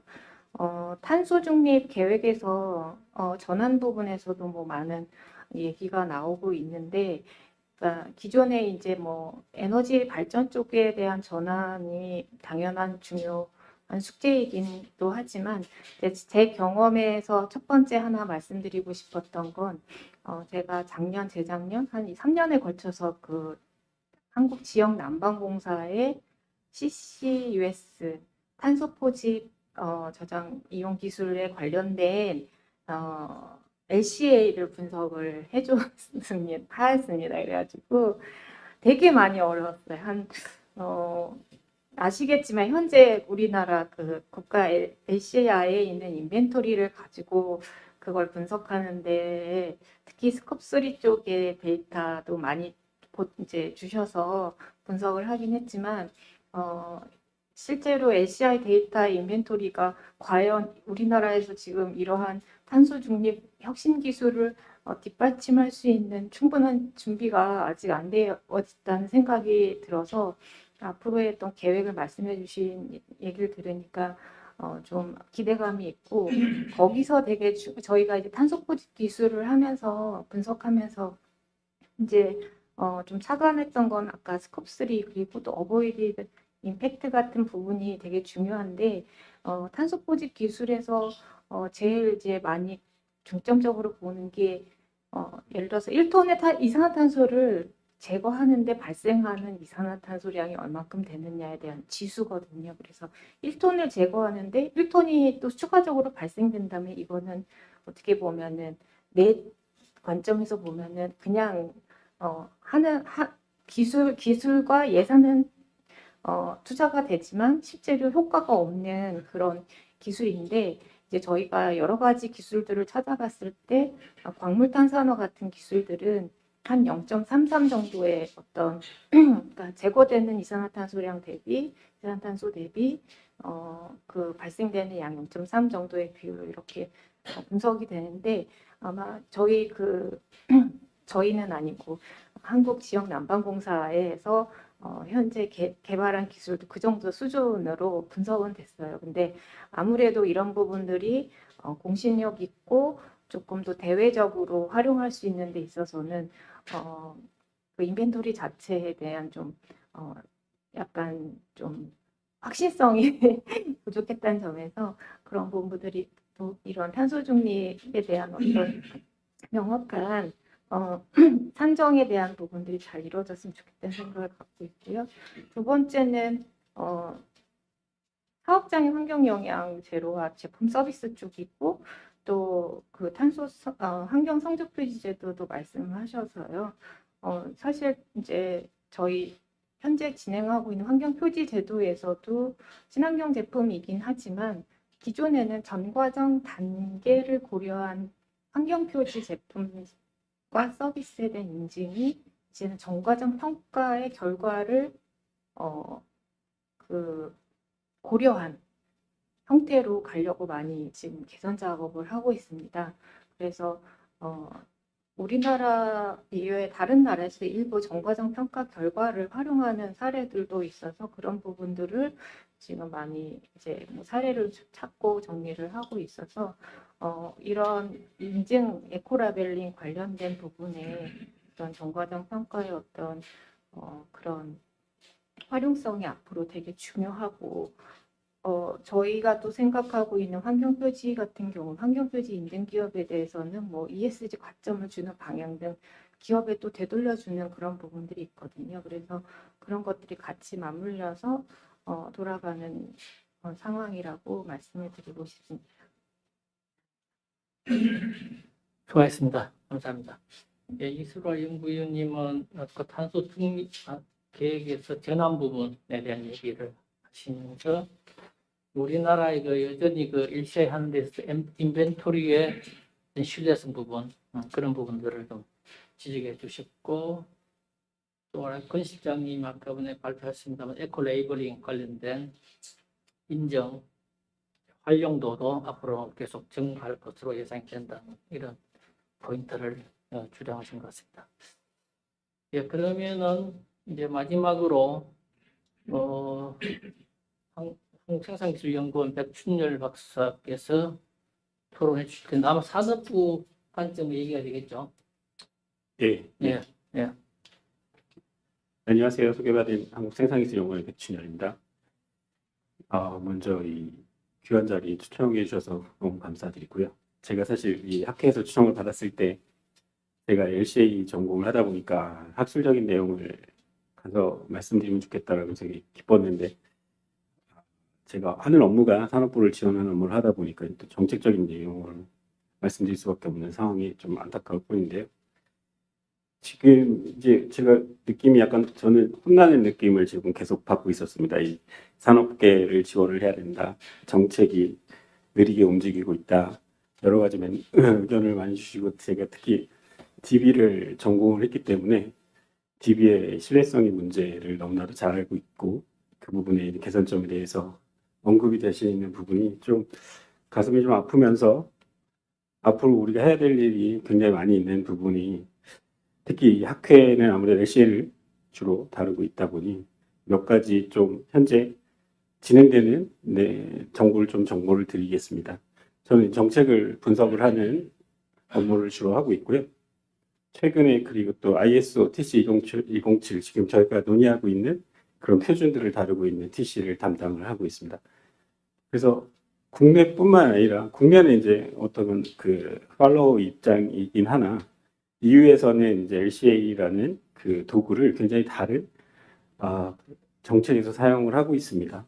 아까 말씀하신 EU PF 같은 권상수 시장님께서 지금 성적표시 제도를 PF 제도처럼 개편하는 작업을 하시는 것처럼요. EU의 PF를 기반으로 이 PF를 굉장히 다른 도구에서 특히 지금 녹색금융이라는 제도가 설계가 되고 있습니다. EU를 중심으로 설계된 텍소노미의 그런 기준과 어떤 EU 금융의 어떤 활동이 친환경이냐 아니냐를 판단하는 그런 기준들을 만드는 텍소노미에 평가하는 방법들을 14067 기반 그리고 LCA 기반으로 평가를 해서 레포팅을 해라. 그렇지 않으면 어떤 대출과 금리 혜택을 받지 못한다는 이런 녹색 금융. 예전에는 직접적인 규제로 다가왔다고 보면 요즘에는 어떤 기업을 지원하는 금융적인 부분에 제한을 주면서 자연스럽게 기업이 친환경 활동을 할 수 있도록 그런 게 이제 녹색 금융의 활동인데 그런 기준에 LCA가 적극 사용이 되고 있어요. 이거는 14030-3이라는 표준이 있습니다. 그래서 다음 주에 또 회의가 또 진행이 되고 있고요. 그래서 일단 LCA가 시장이 너무나도 커질 거다. 지금 김บิ๊ 대표님께서 말씀해 주신 것처럼 수요에 반해 지금 공급이 부족한 상황은 맞습니다. 그리고 또 하나 말씀드리면 이제 산업부 정책 쪽을 좀 말씀드린 산업부에서는 산업부분 탄소 중립 지원을 위한 특별법을 만들고 있습니다. 그 안에 이제 말씀해 주신 내용들을 이제 많이 포함시켜서 작업을 계속 하고 있고요. 간단하게 뭐 공개된 내용이 아니기 때문에 제가 다 말씀드리긴 어렵지만 이런 기업이 탄소 중립을 위해서 이행할 수 있는 활동을 여러 가지 방식으로 지원을 하게 되는데 어떤 현재 공개된 내용만 선에서 말씀드리면 이제 자발적 협약이라고 해서 탄소 중립을 선언한 기업들과 정부가 협약을 통해서 여러 가지 특례를 주는 활동 그리고 친환경 제품, 탄소 중립 제품을 개발하는 활동을 지원하는 활동을 하고 있습니다. 그리고 약간 자초자선이라고 하죠. 탄소 중립 이슈에서 자초될 수밖에 없는 그런 정유나 발전 이런 쪽에 기업들을 지원하는 크게 세 가지 틀로 지원을 하고 있어요. 일단 이건 이제 정책적인 내용을 말씀드렸고요. 지금 저희가 계속 논의되고 있는 부분이 LCA를 사용을 해서 그거에 대한 결과물들이 기업들이 어떤 인증을 받고 상위 인정 체계에서 가기 위해서는 다뤄져야 될 부분이 몇 개 있습니다. 그걸 좀 정리를 해보면 일단 저희가 상위 인정이라고 하는 거는 내가 받은 인증을 다른 국가에서 다시 안 받고 상위 인정을 할 수 있는 거죠. 그거는 IF라는 어떤 국제기구 내에서 스킴에 들어와야 되는 상황이에요. 그래서 지금 ISO 17029라는 큰 체계 내에 그 하위에 14065라는 환경 정보에 대한 타당성 검증이라는 어떤 표준이 있습니다. 이 IEF에서 지금 14067과 같은 이런 표준을 채택을 해서 IEF 스킴 안에 일단 들어와야 일단 국제 상호 인정 체계에 이루어졌다라는 단계가 있는데 그 첫 단계가 시작을 못하고 있습니다. 그래서 앞으로 이 단계가 시작이 될 거고 국회의원에서는 지금 여러 가지의 그런 제품에 대한 PCR들을 아마 표준으로 만들 작업을 하고 있는 것 같고요. 그래서 결국 170, 14067과 같이 제품별 PCR들이 ISO로 표준이 돼야 아마 국제 상호 인증 체계에 들어와야 될 수 있지 않을까 개인적으로 생각합니다.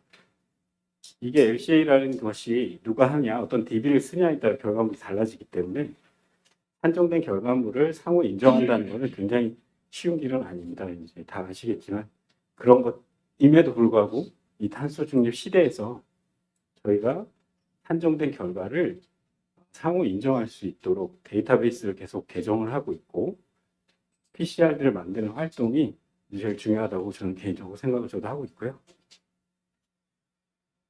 일단 그래서 지금 여러 가지 활동으로 산업부하고 환경부는 협력을 하는 작업을 계속 하고 있긴 합니다. 데이터베이스도 그렇고요.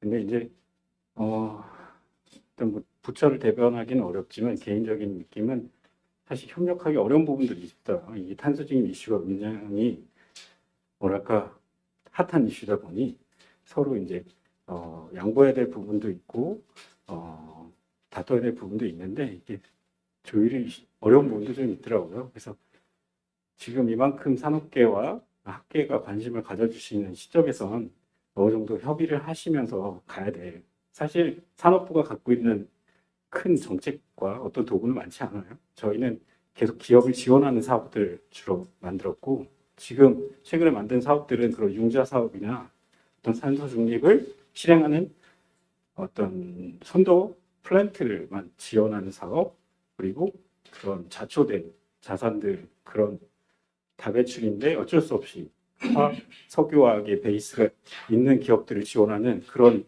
사업들을 주로 만들어져 가고 있고요. 앞으로 협력하는 좋은 기회가 계속 있었으면 좋겠습니다. 감사합니다. 예, 감사합니다. 네, 우리 백준열 박사님은 몇 가지 좀 뭡니까 제안을 해주셨는데 제안이라기보다 의견을 얘기해 주셨는데 이제 녹색금융제도에도 이제 LCA가 이제 적용되는 그런 상황이 있다는 얘기하고 그다음에 이제 아까 탄소중립지원특별법 제정 준비를 하고 있는 부분 국제 상호 인증 체계 준비 이거는 중요할 것 같습니다. 그리고 이제 부처 간에 뭐 지금까지도 이제 많은 악유가 있어 왔습니다만 예전만큼은 그렇지 않다 생각합니다. 환경부 산업부 간에 이 LCA DB부터 시작해 관련된 정책 협력이 필요하다는 그런 걸 주장해 주신 것 같습니다. 예, 수고하시고요. 지금 시간이 좀 지났지만은 조금 많지 않지만은 플로에서 좀 질의하고 이제 발제자나 토론자가 좀 답변하는 그런 시간을 좀 갖도록 하겠습니다. 예. 예. 예, 목소리 크시니까. 우선 오늘 학회를 준비하신 부회장님께 수고해 하셨다고 좀 감사의 말씀을 좀 드려야 될 것 같고요. 세 분의 그 발제와 네 분의 토론을 들었는데 네 분이죠. 굉장히 유익한 그 토론과 발제였던 것 같습니다. 코멘트나 하고 싶은 얘기가 사실 많지만 시간이 제한돼 있어서 한 두 가지 중에서 얘기를 드리겠습니다. LCA가 탄소 중립에서 할 수 있는 일이 무엇이냐? 여러 가지 이제 제한적인 사항들이 많이 있는데 예를 들어서 더블 카운팅이 시스템 바운더리 데이터 퀄리티 이런 것이 있는데 저는 탄소 중립에 가는 길에 가장 큰 것 중에 하나는 결국은 저탄소 핵심 기술이라고 생각합니다. 그 국가에서도 과기부 중심으로 10대 저탄소 핵심 기술을 이제 가고 있는데 지금 NDC나 이런 것들을 하기 위해서 LCA가 들어갈 수 있는 부분이 상당히 제한되어 있고 퀄리티에 이제 문제는 있지만 지금 저탄소 기술이라고 개발하는 것들이 과연 저탄소인지 아닌지에 대해서는 반드시 LCA 관점에서 접근을 해야 된다고 생각합니다. 그거는 지금 아까 우리 이사라 박사가 CCU에서도 얘기했고 지금 수백 개가 많이 나오고 하는데 그런 것들이 과연 우리에게 제대로 저탄소를 가는 길에 서고 실시했는가 하는 부분에 대해서 굉장히 지금 걱정스러운 부분이 많이 있기 때문에 CA가 모든 것을 다 할 수 있다고 얘기해서도 안 되고, 하지만 할 수 있는 부분을 가만히 놔두면 안 되는데, 예를 들어서 수소가 지금 엄청나게 쓰고 있는데, 수소가 전화에도 사용되고 수성에도 사용되고 산업에서도 수소하는 제철 사용된다 하는데, 어떤 수소를 가져가서 어떻게 사용하냐에 따라서 탄소 배출 관점에서 하는 것 감창인데, 그런 부분에서 이 LCA가 들어가야 된다는 생각이 듭니다. 그래서 우리가 노력해야 될 부분이고요. LCA DB와 관련돼서는요, 저는 좀 다른 시각으로 좀 말씀을 드리겠습니다. 사실 다른 나라에서도 LCA DB를 보면 데이터 프레임이 항상하는 곳이 많습니다. 제가 최근에 수소와 관련된 데이터베이스를 찾아보니까 에코인젠트하고 가비에 있는 데이터베이스가 뭐 DC 몇 개 차이가 날 정도로 똑같은 모델을 대선하는데 차이가 있어요. 그러니까 LCA DB는 뭐 퀄리티는 우리나라가 퀄리티가 떨어진 것이 아니라 사실은 그 나라들과 살펴보면 거의 많은 나라들이 LCA DB에 대한 퀄리티가 사실 문제가 있습니다. 개선돼야 될 부분이라는 것은 동일합니다. 그런데 저는 산업부와 환경부를 좀 칭찬해주고 싶은 게, 지금 LCA나 탄소 중립이 등장하기 전에 지난 10수년 동안 LCA 데이터베이스에 대한 손을 놓지 않았어요. 만약에 데이터베이스에 대한 손이 완전히 놔졌고 지금 탄소 중립이나 지금 이와 같은 그린딜이나 딱 왔다 그러면 지금 뭘 어떻게 해야 되는지 아무 경험이 없는 상태에서 우왕좌왕할 겁니다. 그래서 이거 손을 놓지 않고 끌고 온 것이 굉장히 엄청나게 중요한 일을 했다 생각하고, 두 번째는 데이터 퀄리티가 낮은 부분에 상당 부분이 산업계의 책임이 있습니다. 정부에서 환경부나 산업부가 데이터를 LCA 데이터베이스를 구축하기 위해서 데이터를 제공을 요청하면 19개가 아니라 100이면 99개는 거절합니다. 그런 상황에서 어떻게 신뢰도 있는 데이터가 나올 수 있겠습니까? 그렇기 때문에 이 부분은 어디를 더 손가락질 할 부분이 아니라 지금까지 잘해왔는데 앞으로 어떻게 더 잘할 것인가를 생각해야 될 부분이라고 생각합니다. 간단하게 또 분석했습니다. 예, 우리 허탁 교수님 좋은 코멘트 감사드립니다. 예. 또 다른 질의나 코멘트 좀 해주십시오.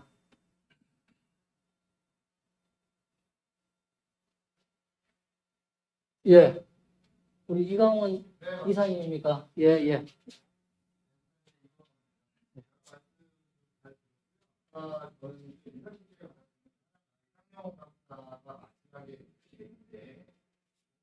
우리가 기준이나 표준 같은 것들 좀 통보해 나갈 필요가 있다. 지금까지 지금 저희가 논의하고 있는 것들 항상 얘기하는 유럽에서 얘기하고 있으니까 우리 얘를 따라가 이거를 만족하기 위해서 대응하기 위해서 이렇게 해야 된다라고 하는 그런 중심으로다가 지금 많이 이야기를 계속 하고 있는 거예요. 그래서 그게 아니라 실제로 봤을 때는 그 표준을 선도해 나가고 우리 기준을 만들어 나가고 이게 구체적인 기준이야 스탠다드야 라고 이야기할 수 있는 그런 수준을 지금까지 와 있다고 생각을 하거든요.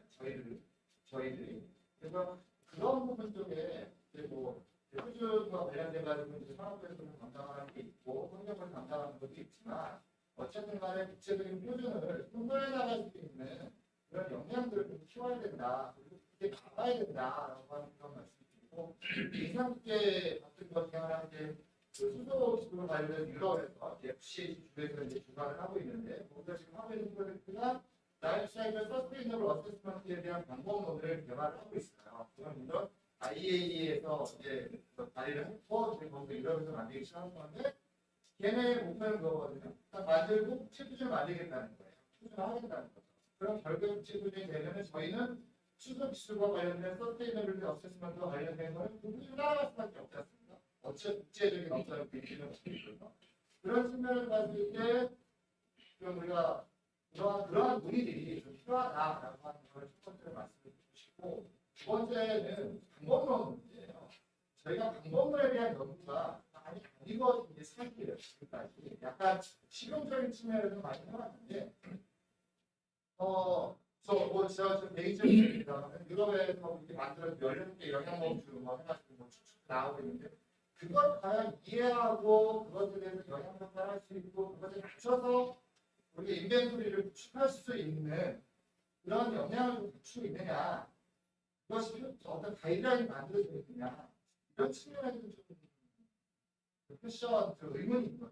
이번에 대한 그리고 뭐 CO2와 관련돼서 시뮬레이션을 하는데 그 CO2 시뮬레이션에 나눠져 있는데 PF에서 세 가지 특별히 나눠져 있고 그다음에 이제 그 IS 1367에서는 열 12개 정도 영향법이 나눠져 있는 것 같은데 그거를 이해하고 우리가 그것을 맞춰가지고 시뮬레이션 할 수 있는 사람들 그것에 대한 가이드라인들이 과연 구축되어 있느냐라고 하는 것들은 저는 약간 부족하지 않나. 그래서 그런 부분에 대해서 그걸 하기 위해서는 결국엔 데이터베이스 구축해야 되는 거고 그런 부분에 대한 공론들이 좀 정착이 안 되어 있다라는 생각에서 그런 것들에 대해서 관심을 좀 가져야 있겠다는 그냥 예, 좋은 의견 감사드립니다. 그게 이제 제가 생각할 때 최근에는 우리나라도 이제 국제 그 환경 표준 관련돼서는 아주 적극적으로 좀 움직이고 있는 상황이라는 말씀을 드리고요. 다만 저도 그 이원으로 참여해 보면은 기업들의 참여도가 아주 소극적이다. 주로 그 총대를 메고 간 사람들이 그 교수님들이나 아니면 컨설팅 업체 중심으로 간다는 그게 좀 아쉽더라고요. 그래서 좀 더 기업들이 좀 적극적으로 나서는 그런 분위기가 조성되어야 되지 않겠나 이렇게 생각됩니다. 우리 도과장 있습니까? 도창우 없습니까? 아, 예. 자, 그리고 또 다른 코멘트나 질의 있으십니까? 조금 시간 지났지만, 예, 교수님. 그냥 말씀드리죠. 예, 예, 예. 전임 학회장을 오늘 발표 아주 훌륭했고요. 제가 지금 앞서 있는 그 프레젠테이션 분들 위에다가 하나를 더 지적하고 하면은 지금 한국이 추격하는 그런 상황에서 호라는 상황으로 오늘 경영을 세계 시기 경제적으로 세계 글로벌 탑 제품 서비스가 굉장히 많이 나오는데 휴대폰, 반도체, 자동차, 이들과 있군요. 이제는 소아가 많은 분이 말씀하셨던 것처럼 그러면 우리가 이제 글로벌 스탠다드를 세팅하는 역할을 할 때가 된 것 같습니다. 그래서 오늘 상당히 제안이 지금 삼성도 와 있고 지금 LG도 와 있고 소도 와 있고 한데 이 그야말로 글로벌 탑 기업들 중심으로 이 LCA 학회 또 환경제약하고 공동으로 함께 협의체를 한번 운영하는 것을 생각합니다. 예, 감사합니다. 교수님도 좀 많이 도와주십시오. 또 우리 뭐 학생들이나 그 우리 또 안중호 교수님 모셨죠? 아무튼 느닷없이 나쁜도 안 하고 출석을 시키면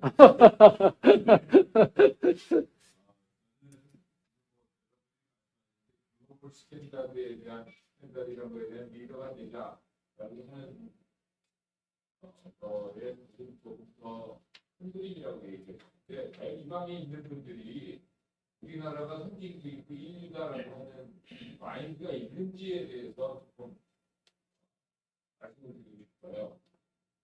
그러니까 사실은 내가 1등 국가의 국민자라는 생각을 우리가 안 하고 있는 거 아닌가.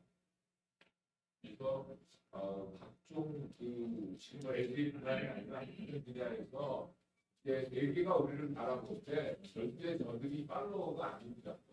그래서 이제 우리가 어디 가서 말을 하면 이제 우리말을 귀담아 들어주시면 심지어 한국말을 해도 귀담아 들어줍니다. 영어를 안 해도. 그러니까 여기 그 세계 연구가들 또 주변에 활동하시는 분들 또 미래의 예측을 이끌어가지고 많이 있는데 우리가 일반인들을 스스로 갖고 아 내가 한마디면 이게 친화도 분야에 맞고 분야에 맞구나 그런 아이들을 스스로 우리가 좀 잘해주면 되고요.